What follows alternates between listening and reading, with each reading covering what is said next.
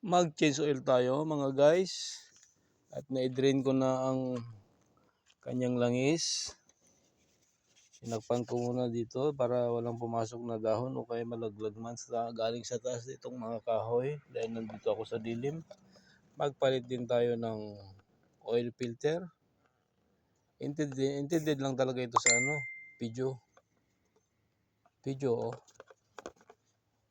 Citroen. Kasi itong aking sasakyan ay Peugeot. Ayan nga guys.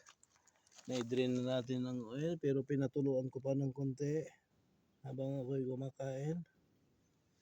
Then, ilalagay na natin ating oil. Ito ang ating oil ngayon. Racing guys.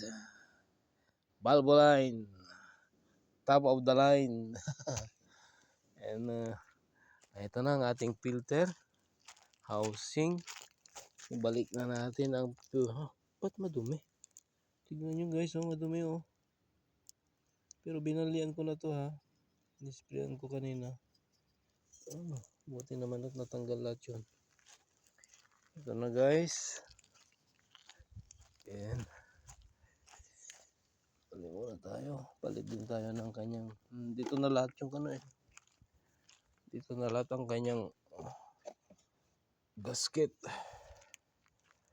Ito na ang ating lagayan ng ating filter.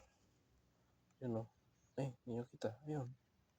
Doon natin ipapasok ang kanyang oil filter.